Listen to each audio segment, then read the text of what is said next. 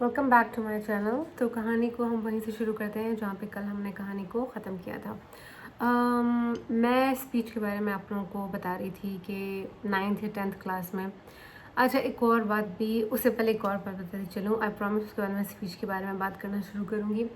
हमारे स्कूल में टैबलोज़ वगैरह बहुत होते थे और मीना बाज़ार लगना या ईद मिलन पार्टी का होना। तो मुझे याद है कि वो एनुअल बेसिस पे इस तरीके की इवेंट्स होती थी, तो वो बहुत अच्छा लगता था। स्कूल में तैयार होके जाना, हमारी जो टीचरें होती थी वो बेचारियाँ कोई खाना वो लोग बना के लाते थे और फिर उसको बेचते थे। बच्चियाँ वो खाना उनसे ख़रीदती थी, तो इस तरीके से हम लोग फिर एक वो kind of Eid Milan party या कार्निवल इस तरह की सेलिब्रेशन को हम लोग एंजॉय किया करते थे। तो स्कूल मेरा बहुत वाइब्रेंट था, बहुत सिर्फ पढ़ाई की बात नहीं होती थी वहाँ पे, बाकी एक्स्ट्रा करिकुलर एक्टिविटीज़ बहुत ज़्यादा होती थी। तो इवेंट्स ऑर्गेनाइज़ करना, टैबलोज़ करना, डांस वगैरह के इवेंट्स करना और इस तरीके से ईद मिलन पार्टीज़ करना, अरे मीलाद करना। यार मैं 5वीं 6ठी क्लास से मैं मीलाद में भी एक्टिवली पार्टिसिपेट करती थी। हमारा एक पीरियड हुआ करता था कि अच्छा जी, अब ईद मिलादुल नबी आ रहा है, तो चलो जी अब नात वगैरह की प्रैक्टिस करना शुरू कर दो। तो अच्छा, फिर वो ढूंढा, किसी की कोई पुरानी नोटबुक ले ली या बाज़ार में भी नातें मिलती थी तो वो ले लिया और फिर उसको जो है घर में भी प्रैक्टिस करते रहना और स्कूल में भी प्रैक्टिस करते रहना। तो वो टीचरें हमारी मेक श्योर करती थी कि आप सुर में आप पढ़ रहे हो नात को। तो वो सारी चीज़ें भी मैं किया करती थी। अच्छा, इसके अलावा वो जो असेंबली में होता है ना कि आप आ जाते हो फ्रंट पे, 3 लड़कियां हमेशा चाहिए होती थी। तो शुरू में कोई छोटी सी आयत पढ़ देना, फिर उसके बाद तराना का करना और लप्पे आती वाला करना। तो वो भी मैं एक्टिवली किया करती थी। चलो, मैं चली जाती थी कि अच्छा आज मैं कराऊंगी असेंबली। तो एज अ स्टूडेंट मैंने इन सब चीज़ों में पार्टिसिपेट मैं करती थी। तो मैं सिर्फ पढ़ाई के अंदर नहीं थी, मैं बाकी चीज़ें भी कर रही थी। एक बार मुझे याद है, मेरी एक टीचर ने मुझे कहा था, अच्छा जब तुम घर चली जाती हो और जब तुम सोती हो, तो मैं उस वक़्त हम लोग मीलाद की तैयारी कर रहे थे, तो उन्होंने मुझे कहा कि तो क्या तुम्हारे तुम्हारे दिमाग में वो जब चलता रहता है जो तुम यहाँ पे प्रैक्टिस करके जाती हो? मैंने कहा येस मैम, मेरे दिमाग में ना वही सब कुछ चल रहा होता है और मैं जब सोती भी हूँ तो वही चीज़ें मेरे दिमाग में चल रही होती है। अब ज़ाहिर बात है, जो जो आप पढ़ते रहते हो वही आपके दिमाग में चलेगा। तो मैंने कहा मैं यही बताती चलूँ कि मेरा स्कूल बहुत अच्छा स्कूल था।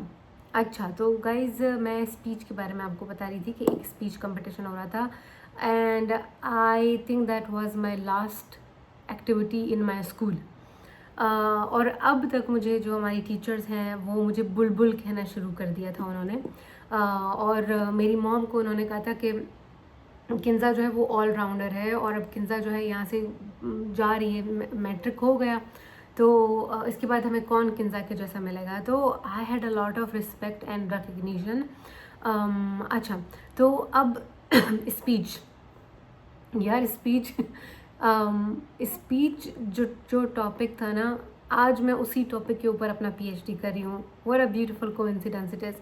एंड ये प्लान्ड नहीं था।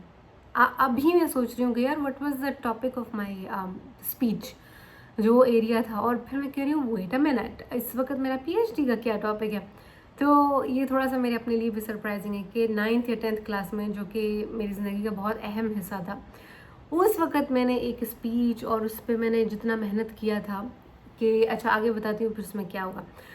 तो एक दिन हमारी टीचर्स आई हमारी क्लास में और उन्होंने कहा कि भाई स्पीच कंपटीशन हो रहा है, तो Kinza you do it. And मैंने कहा ओके, आई डू इट।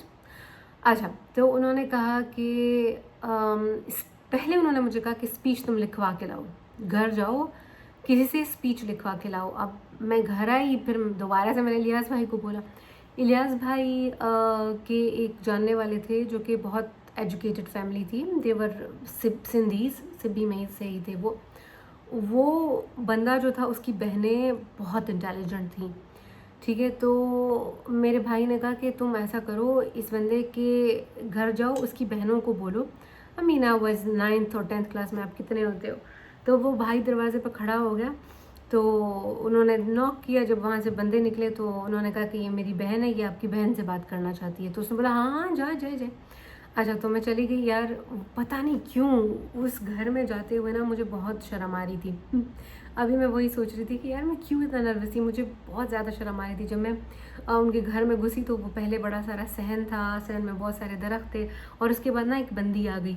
तो उसने मुझसे बात की, तो मैंने सबसे पहले तो उसको सलाम किया। मैं सलाम हर हालत में किया करती थी। ओके, तो सलाम मैंने उनको किया। यार जब आप छोटे होते हो ना तो ये चीज़ें आपके लिए बहुत इंपॉर्टेंट होती हैं। आपको सिखाया जाता है सलाम करो, फिर जब आप सीख जाते हो फिर आप मारते जाते हो, जिधर जाते हो आप सलाम मारते जाते हो।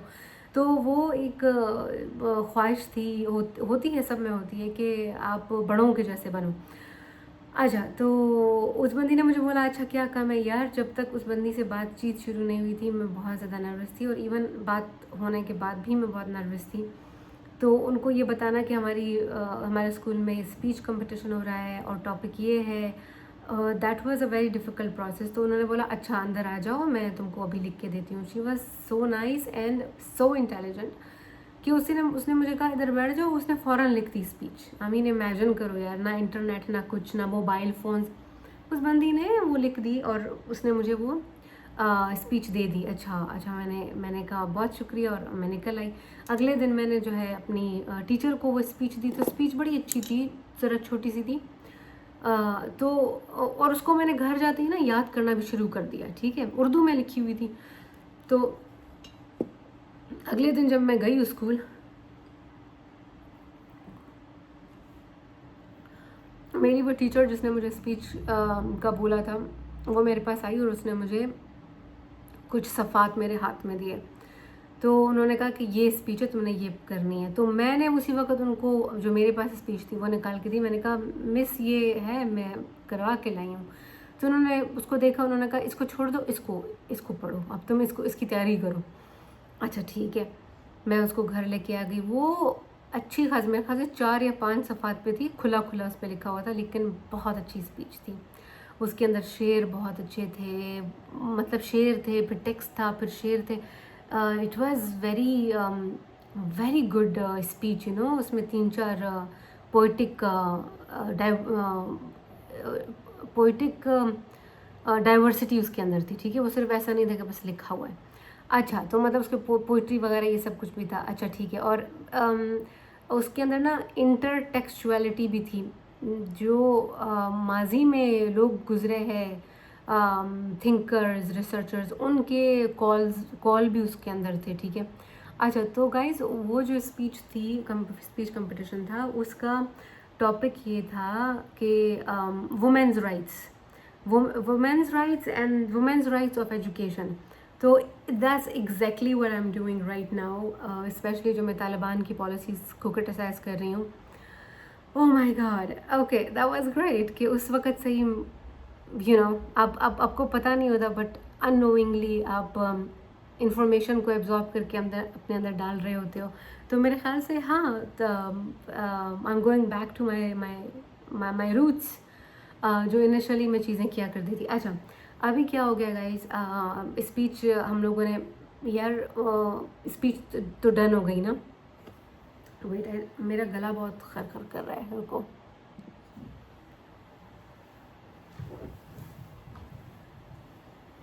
हाँ।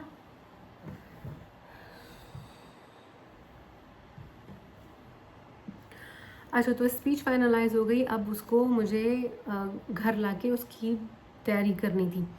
अच्छा, अभी मैंने अपनी टीचर को बोला, मैंने कहा मिस तो क्या ये अभी ज़बानी करना है? तो उन्होंने कहा नहीं, तुम देख भी सकती हो, पेज अपने पास रख लेना, लेकिन कोशिश करना कि बहुत ज़्यादा ना देखो पेज को, कोशिश करना कि ज़्यादा तुम्हें याद रहे। I mean that would be ideal. तो अच्छा, मैंने कहा ठीक है। तो अभी अगेन गाइज हमारा वही आखिरी कमरा, यार मैं दिन रात उसमें खड़े होके ना, उस कमरे में मैं दिन रात खड़े होके शीशे के सामने स्पीच को बोलते जाना और फिर उसको याद करने की कोशिश करना, बोलते जाना। मुझे 3-4 दिन गुजर गए, आई केप्ट डूइंग दैट। और तो मेरी स्ट्रैटेजी ये थी कि पहले इसको ना बिल्कुल इतना आप रिपीट करो, इतना आप इसको ज़बानी याद कर लो इतनी बार बोल दो आप इसको कि ये आपको ज़बानी याद रह जाए। That was my strategy number 1। इसके अलावा जो मेरी दूसरी स्ट्रेटजी थी, बिल्कुल मुंह में आ रही है, दूसरी मेरी जो स्ट्रेटजी थी वो ये थी कि अपनी डिलीवरी के ऊपर काम करो।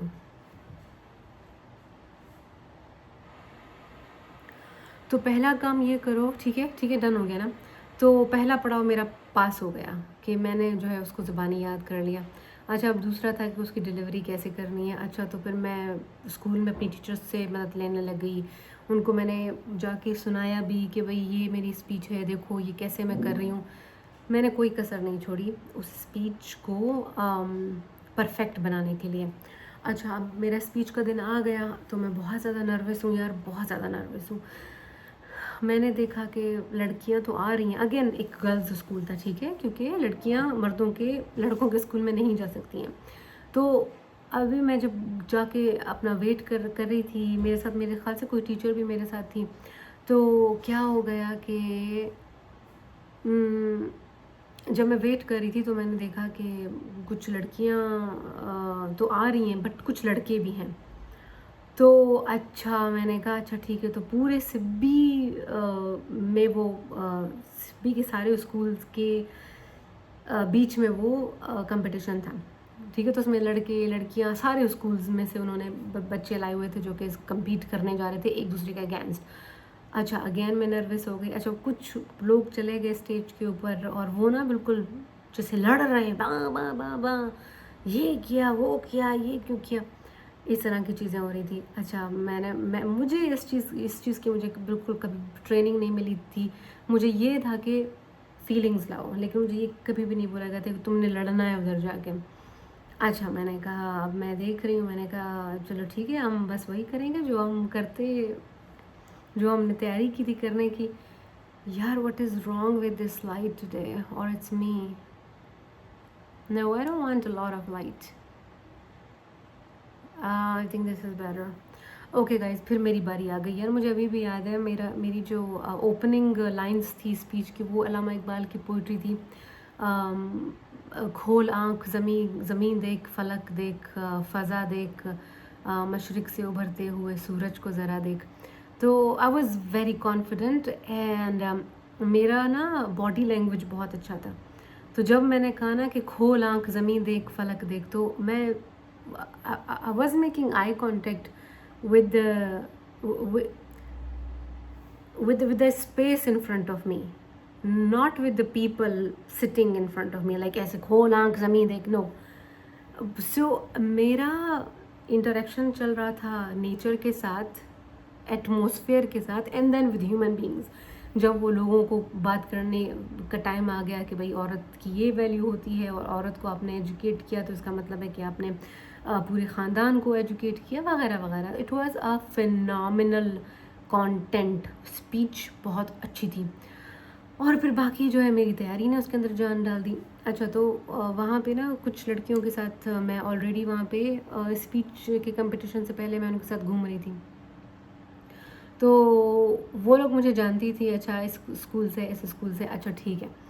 तो फिर क्या हो गया कि रिज़ल्ट का टाइम आ गया, ठीक है, सब ने वो कर दिया। अब मैं जब जाके वापस बैठ गई तो मैं कह रही हूँ कि यार खुदा करे कोई तो पोजीशन आ जाए, अगर पोजीशन नहीं आई तो बड़ी बेइज्जती हो जाएगी। तो क्या ये लोग करते हैं, ये लोग थर्ड पोजीशन से शुरू करते हैं। तो उन्होंने, मैंने कहा ये थर्ड पोजीशन ही आ जाए।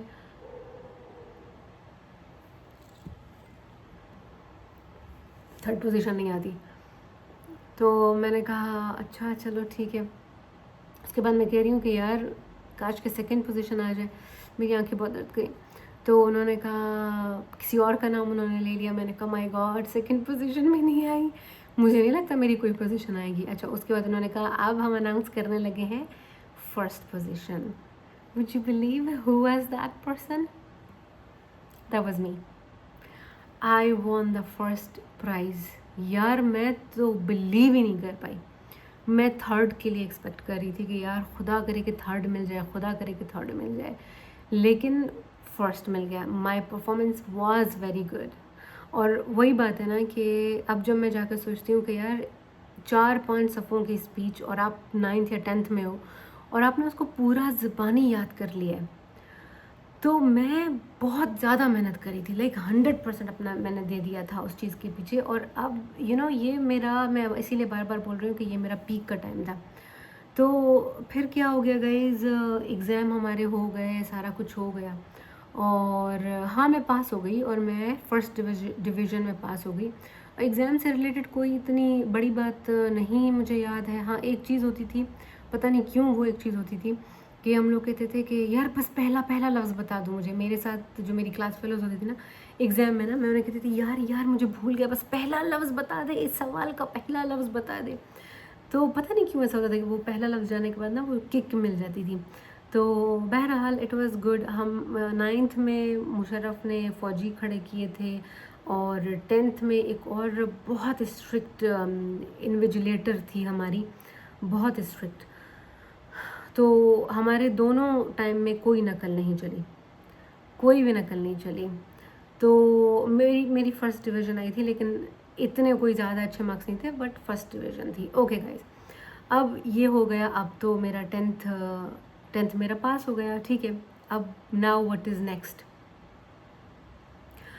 अब मेरी जो दोस्त थी लवली, उसकी नानी रहती थी कोयटा में। तो लवली ने तो पहले से ही ढोल बजा दिया था कि मैं तो कोयटा जा रही हूँ, मैं तो नहीं पढ़ूंगी सिब्बी में, सिब्बी की कॉलेज तो कुछ है ही नहीं। और वाकई में सिब्बी के कॉलेज कोई इतने अच्छे नहीं हैं। स्कूल तक पढ़ाई बहुत बिंदास, बहुत बिंदास। कॉलेज में तो आपको टीचर भी इतना नहीं पढ़ाती है, और लड़कियां जो है 100-200 लड़की एक क्लास में होती है, तो वो आखिर में क्या हो रहा है टीचर को पता भी नहीं है। The teacher can not handle them, क्योंकि वो सरकारी स्कूल है और बस लड़कियां ठूस ठूस के भरी हुई हैं। तो कोई परफॉर्मेंस नहीं थी, कोई क्रेडिबिलिटी नहीं थी। तो लवली ने बोला कि हाँ मैं तो कोयटा में कॉलेज जाऊंगी। अब मुझे अपनी परेशानी होने लगी कि मैं क्या करूँगी। लुक एट माई हिस्ट्री यार, मैं इतनी ब्राइट स्टूडेंट, मतलब मेरी टीचर्स मुझे ऑलराउंडर बुला रही हैं। I was in dance, I was in Nath, I was doing the assembly stuff. I was getting positions in my school. वजीफ़े का एग्ज़ाम मैंने दिया जिसको मैंने पास किया। I mean, I was all rounder, not just a good student. And where am I going to end up? ये एक बहुत बड़ा क्वेश्चन मार्क था, और इस क्वेश्चन मार्क के बारे में कल बात करेंगे। I am feeling very tired. मेरे ख्याल से मुझे एक और कप या पानी की ज़रूरत है, या मुझे एक और कप ग्रीन टी की ज़रूरत है।